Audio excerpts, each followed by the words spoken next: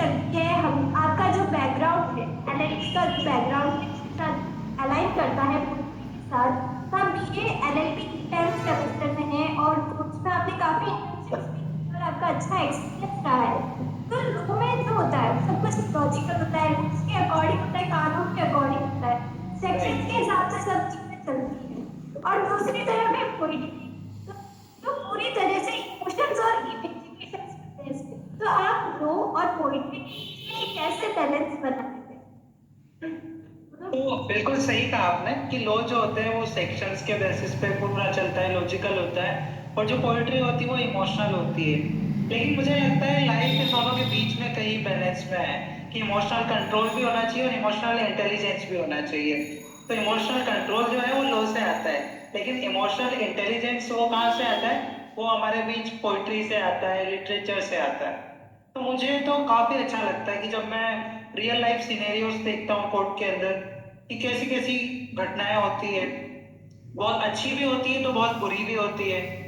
और उन्हीं सब चीजों को सोचते हुए जब मैं कलम उठाता हूँ तो वो अपने आप एक कविता का रूप ले लेती है। जब अंदर की भावनाएं शब्दों में मिलती है और वो किसी के सामने आती है तो वो कविता का रूप बन जाती है। तो मुझे ऐसा लगता नहीं कि बैलेंस की आवश्यकता है। मैं अपने रूटीन में लो पढ़ता हूँ और जब मुझे समय मिलता है, जब अंदर से भाव आते हैं, तब कविता भी लिखना उसी के अंदर लिखी जाती चली जाती। जैसे भैया आपने बताया कि कई इंसिडेंट्स होते हैं जिनका इम्पैक्ट पड़ता है और उससे राइटिंग पे भी इम्पैक्ट पड़ता है। तो ऐसा कोई इंसिडेंट रहा हो आपके साथ जो आपकी लाइफ का टर्निंग पॉइंट रहा हो, एजुकेशन, आपकी फ्रेंडशिप के दौरान या आपकी प्रैक्टिस के दौरान? जी, एज सच टर्निंग पॉइंट तो मैं नहीं कहूँगा, बट छोटे छोटे बहुत सारे जैसे मोमेंट्स थे वो ऐसा कहते हैं ना कि अगर आपकी लाइफ इनिशियल फेज में अगर 1 डिग्री भी टर्न लेता है तो वो लॉन्ग डिस्टेंस में जाकर बहुत बड़ा टर्न हो जाता है, बहुत बड़ा शिफ्ट हो जाता है। तो ऐसे ही मैंने कविता सुनना, कुमार विश्वास जी की कविता सुनना शुरू किया।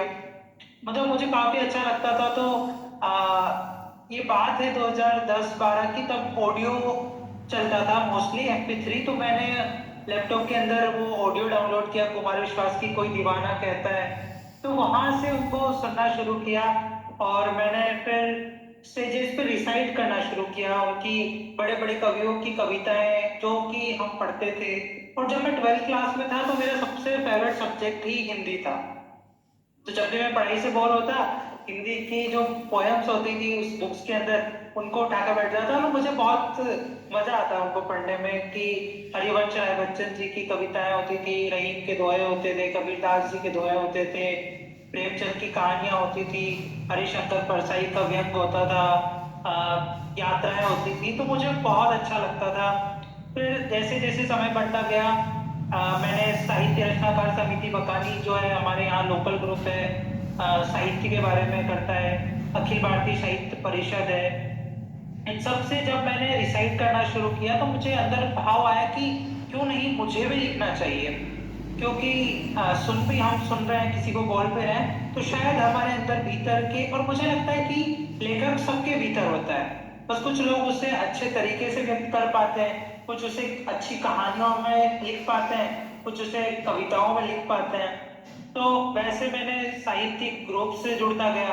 फिर जैसे मैंने कॉलेज में एंटर किया तो मुझे शुरू से था कि मुझे अपने आप की पर्सनालिटी डेवलपमेंट करनी है, मुझे निखार लाना है खुद के अंदर। तो मैंने बहुत सारे मंचों पे जाना शुरू किया, मैंने कविता से शुरू किया, मैंने गीत भी गाना भी गाया है। इसके अलावा जो स्टेजेस थे वेरियस, जैसे कि डिबेट्स है, स्पीच है, फिर इसके अलावा जो ओपन माइक्स होते थे उनमें जाना शुरू किया। तो कहीं ना कहीं इन सब का साझा मेल जोल जो था वो मुझे काफी बड़े मंचों पर लेकर गया है। मुझे, मैं इन सब का क्रेडिट अगर देता हूँ, जैसे मैं नेशनल यूथ फेस्टिवल 2024 के अंदर गया, साहित्यिक बहुत बड़ा एक साहित्यिक उत्सव था 2026 में अभी था। इसके अलावा भी बहुत सारी राष्ट्रीय अंतर्राष्ट्रीय डिबेट्स वगैरह में मैं गया हूँ। तो मैं उन सबका श्रेय कहीं ना कहीं लिटरेचर, कविता को देता हूँ। जैसा आपने बोला कि आप काफी साहित्य को भी पढ़ा है और आप इसका श्रेय साहित्य को देते हैं। तो एक प्रश्न उठता है कि हिंदी साहित्य हो और जी, तो इंस्पिरेशन सिर्फ एक नहीं है।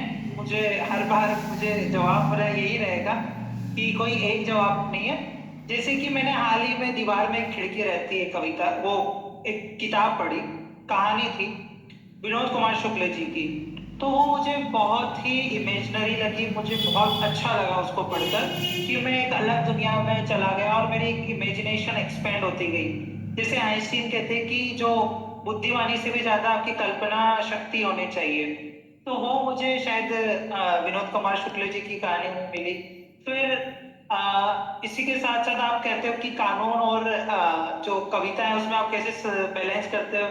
तो एक बार हमारे राजस्थान हाई कोर्ट के एक जज हैं फरजत अली साहब, उन्होंने कहा कि हर एक लॉ स्टूडेंट को जो एडवोकेट है उससे बहुत अच्छा हिंदी साहित्य है, इंग्लिश की बुक्स है, वो सब पढ़ना चाहिए, जिससे आपके पास वोकेबलरी आती है, आर्टिकुलेशन आता है।